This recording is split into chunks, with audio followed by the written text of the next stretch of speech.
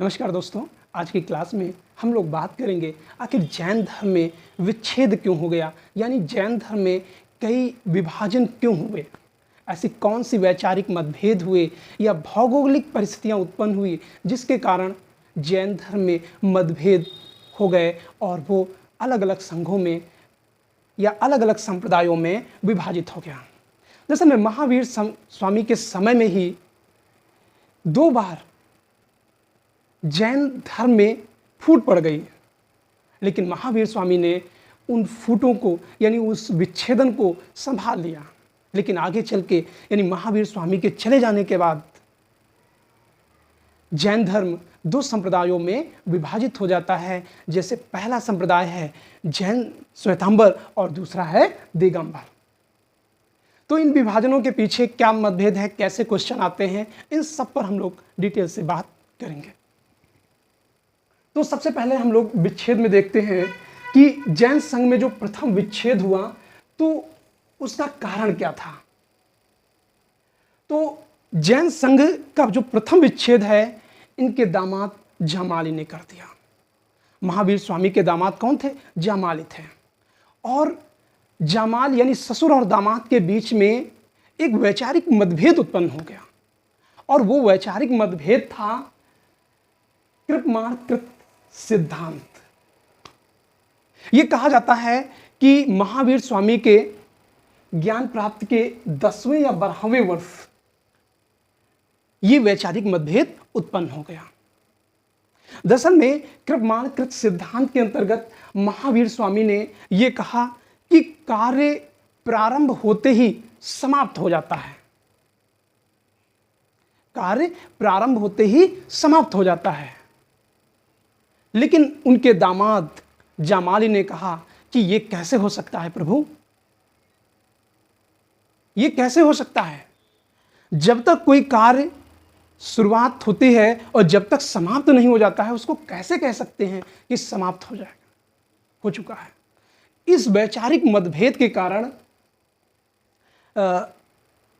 महावीर स्वामी के दामाद जामाली इनसे अलग हो गए और उन्होंने कहा कि कार्य प्रारंभ होते ही समाप्त हो जाता है। यह महावीर स्वामी का कहना था, यानी पूर्ण हो जाता है। लेकिन जामाली ने क्या कहा कि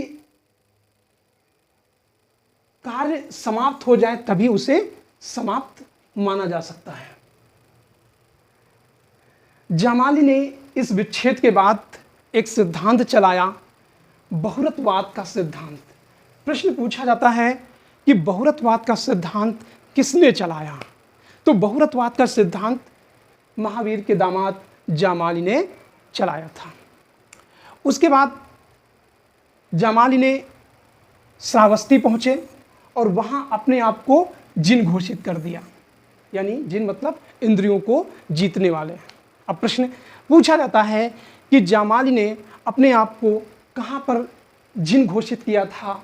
तो श्रावस्ती में उन्होंने अपने आप को जिन घोषित कर दिया और अपनी पत्नी प्रियदर्शना के साथ और 1000 भिक्षु और भिक्षुड़ियां भी थी उसमें अलग हो गए। लेकिन बाद में जो इनकी पत्नी प्रियदर्शना थी वो अपने पिता के साथ चली जाती हैं और महावीर स्वामी के दामाद जामाली बहुरतवाद के सिद्धांत को प्रचार प्रसार करते हैं। उसके बाद आगे चलकर जैन धर्म के 2 संप्रदायों में विभाजित हो गया। पहला है श्वेतांबर और दूसरा है दिगंबर।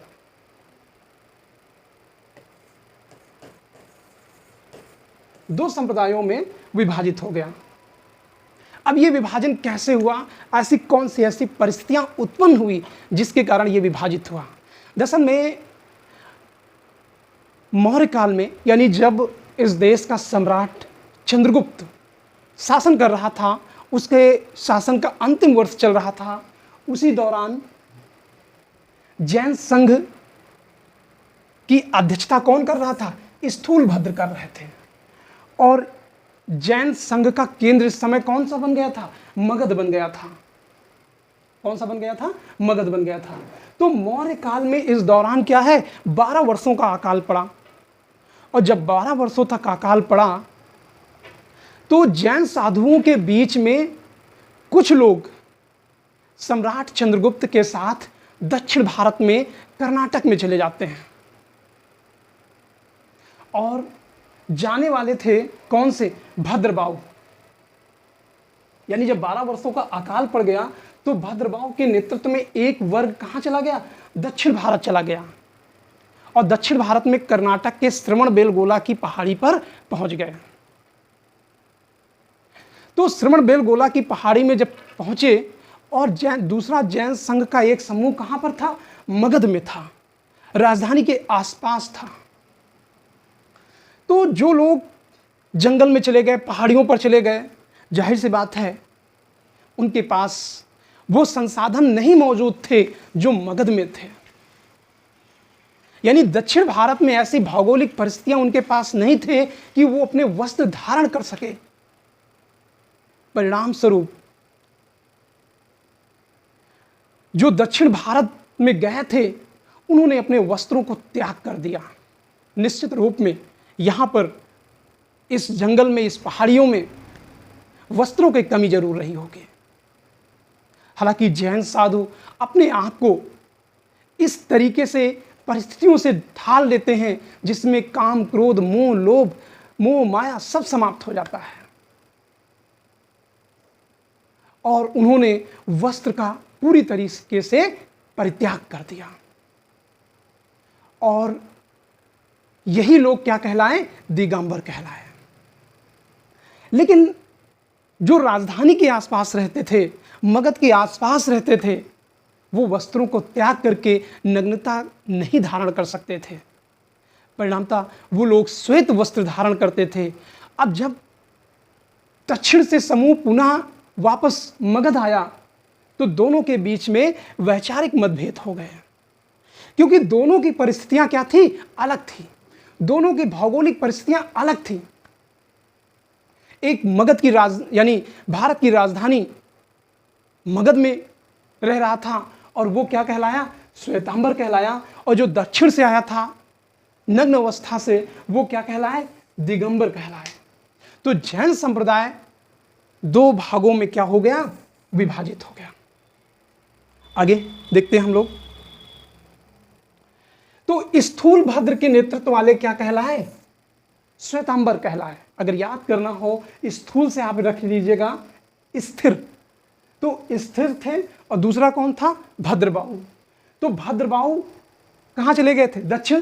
तो स्थूल भद्र के नेतृत्व वाले श्वेतांबर कहलाए, यानी श्वेत वस्त्र धारण करने वाले, जबकि भद्रबाहु के नेतृत्व वाले दिगंबर कहलाए और उनके समर्थक क्या है? नग्न रहते थे। यानी नग्न रहने का मतलब है वो प्रकृति में पूरी तरीके से अपने आप को समायोजित कर देते हैं और ये मानते हैं प्रकृति और हमारे बीच अब कोई अंतर नहीं हो रह गया है। मैं इस भवसागर में पूरी तरीके से विलीन हो चुका हूं और जो दिशाएं हैं वही हमारे वस्त्र हैं। एक दर्शन है, एक सिद्धांत है जैन धर्म का। इस पर लोग विश्वास करते हैं, आस्था रखते हैं। अब दिगंबर साधुओं को एल्लक या क्षुल्लक कहा जाता था। तो प्रश्न पूछा जाता है, क्षुल्लक या एल्लक किस संप्रदाय से संबंधित थे? तो दिगंबर संप्रदाय से क्षुल्लक और एल्लक साधु संबंधित थे, जबकि श्वेतांबर साधुओं को यत या आचार्य कहा जाता था। ठीक है ना? क्षुल्लक या एल्लक ये दिगंबर थे, यानी जो नग्न थे, और श्वेतांबर कौन थे? जो श्वेत वस्त्र धारण करते थे। उन्हें यति या आचार्य कहा जाता था। श्वेतांबर साधु ये मानते थे कि महावीर स्वामी का विवाह हुआ था, यानी महावीर स्वामी वस्त्र धारण करते थे और वो क्या थे? विवाह उनका मानते हैं। जबकि दिगंबर संप्रदाय के लोग ये मानते हैं कि महावीर स्वामी का विवाह नहीं हुआ था। ये दोनों में एक बेसिक अंतर है श्वेतांबर और दिगंबर संप्रदाय के मानने वाले में।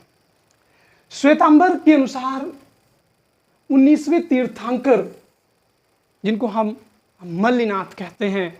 वो कहते हैं कि ये मल्लिनाथ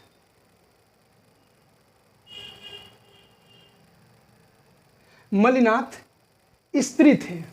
अब पूछ लिया जाता है कि कौन से तीर्थंकर स्त्री कहा जाता है, तो ये हैं 19वें तीर्थंकर। इनको स्त्री के रूप में संबोधित किया जाता है और स्त्रियां कलश लेके चलती हैं, तो इनका प्रतीक चिन्ह भी क्या है? कलश है। दिगंबर संप्रदाय के लोग मल्लिनाथ को पुरुष मानते हैं, ठीक है ना। तो ये बेसिक एक अंतर है श्वेतांबर और दिगंबर संप्रदाय के मानने वालों को। श्वेतांबर के अनुसार ज्ञान प्राप्ति के बाद भोजन की आवश्यकता है, लेकिन दिगंबर संप्रदाय के लोग कहते हैं कि ज्ञान प्राप्ति के पश्चात भोजन की आवश्यकता नहीं है। तो ये श्वेतांबरों और दिगंबर संप्रदाय के बीच में जो मतभेद हुआ है वो कहीं ना कहीं भौगोलिक परिस्थितियों की वजह से हुआ, और इसीलिए ये लोग ज्ञान प्राप्ति के पश्चात भोजन की आवश्यकता नहीं मानते हैं। कौन? दिगंबर संप्रदाय के लोग। आगे चल के श्वेतांबर मत का ही प्रचार प्रसार अधिक हुआ और श्वेतांबर कई संप्रदायों में विभाजित हो गया। अब श्वेतांबर संप्रदाय का क्यों प्रचार प्रसार हुआ, दिगंबर का क्यों नहीं हुआ? उसके पीछे कारण यही था कि श्वेतांबर संप्रदाय के लोग वस्त्र धारण करते थे, नगर में कहीं भी आसानी से आ जा सकते थे, लेकिन दिगंबर संप्रदाय के लोग नग्न अवस्था में रहते थे। और जाहिर सी बात है ये कहीं ना कहीं बस्ती से अपने आप को अलग रखते थे। तो श्वेतांबर संप्रदाय के कई उप संप्रदाय बन गए। इनमें से पहला है पुजेरा या डेरावासी भी कहा जाता है। श्वेतांबर का जो उप संप्रदाय बना जाके इसे पुजेरा या डेरावासी कहा जाता है। यह मूर्ति पूजा या मंदिर वासी कहलाते हैं। कौन? श्वेतांबर के पुजेरा या डेरावासी। और इसका दूसरा है ढडिया या स्थानिक वासी। इन्हें साधु मार्गी भी कहा जाता है। ढडिया यानी ढांडिया संप्रदाय से तेरापंथी का जन्म हुआ और कालांतर में स्थानिक वासियों से तेरापंथी संप्रदाय चलाया और इसके संस्थापक धिक्कन महाराज थे। तो पूछा जाता है धिक्कन महाराज कौन थे? तो ये तेरापंथी संप्रदाय चलाने वाले थे। और पूछ लिया जाता है तेरापंथी किस संप्रदाय से रिलेटेड है? तो जैन धर्म से रिलेटेड है। उसके बाद हम लोग बात करते हैं दिगंबर संप्रदाय के उप संप्रदाय कौन कौन से हैं। तो इसमें भी तेरापंथी है। ये मूर्ति पूजक या तीर्थंकरों की मूर्ति की क्या करते थे? पूजा करते थे। उसके बाद 20 पंथी यहाँ भी है। ये लोग तीर्थंकरों के साथ क्षेत्रपाल, भैरव, यक्ष और यक्षिणी की पूजा करते थे। अब प्रश्न पूछ लिया जाता है किस धर्म में यक्ष और यक्षिणी की पूजा होती थी? तो जैन धर्म में यक्ष और यक्षिणियों की क्या होती थी? पूजा होती थी। और यहां पर भैरव का भी नाम आता है और क्षेत्रपाल का भी नाम आता है। उसके बाद हम लोग बात करते हैं तरन तारण या समैया पंथी, यानी दिगंबर संप्रदाय का ये तीसरा पार्ट है। कौन सा? तरन तारण या समैया पंथी।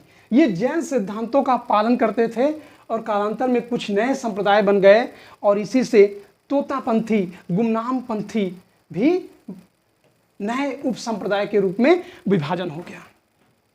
तो प्रश्न पूछ लिया जाता है कि तोतापंथी या गुमनाम पंथी किस संप्रदाय से संबंधित हैं? तो जैन धर्म के श्वेतांबर संप्रदाय से संबंधित है। 148वीं ईस्वी में एक श्वेतांबर मुनि जिनका नाम आता है श्री कलश, पूछ लिया जाता है श्री कलश किससे संबंधित हैं?